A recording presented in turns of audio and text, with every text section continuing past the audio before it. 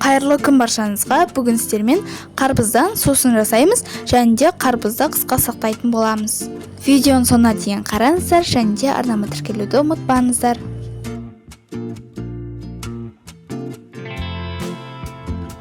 Ең алдымен қарбыздың сыртын жуып аламыз және де қабығын ашып, бірден турауға болады. Және де бәрін жасамайтын болсаңыз, қарбызды екіге бөліп, қалаған бөлігін алып, ұсақтап турап блендерден өткіземіз.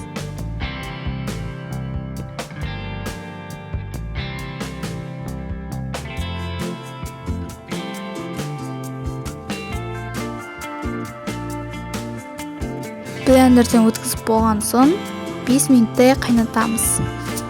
Оған дейін банка мен қақпағын 5-7 минуттай булап, стерилдеп аламыз.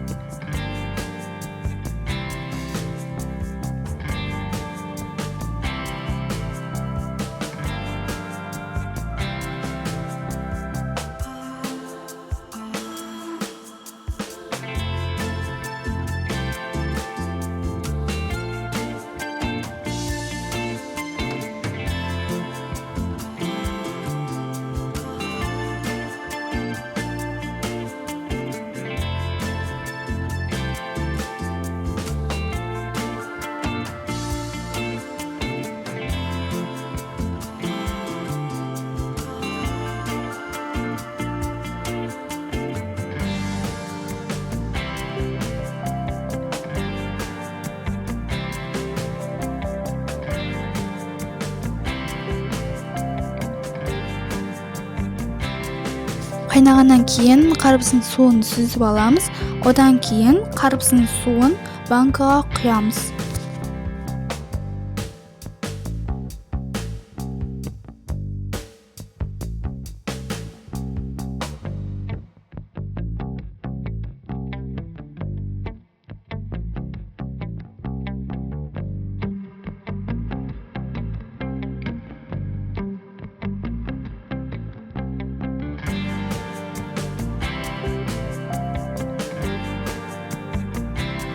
Банкаға құйып, бірден ауа шықпайтындай банканың қақпағын мықтап бекітеміз.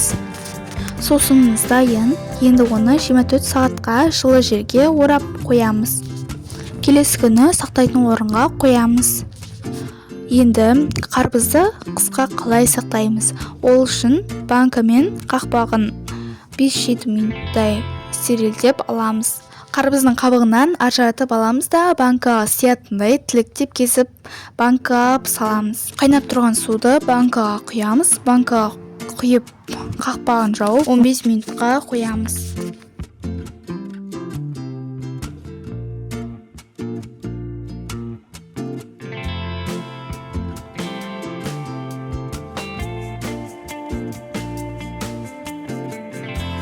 Он 15 минут өткен соң суын тостаққа құйып, 1 шай қасық тұз, 2 ас қасық қант қосып қайнатамыз.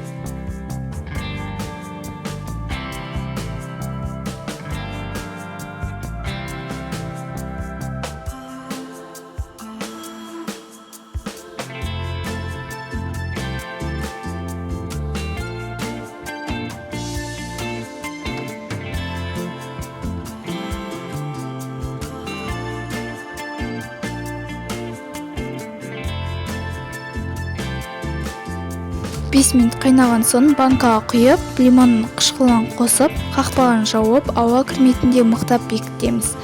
Қысқа қарбызымыз дайын. Енді оны 24 сағатқа жылы қылып орап қоямыз. Келесі күні банка сақтайтын бөлмеге қоя бересіз.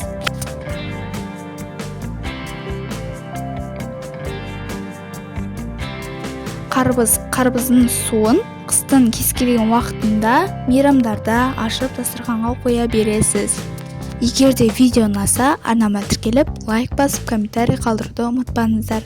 Келесі кездескенше аман сау болыңыздар.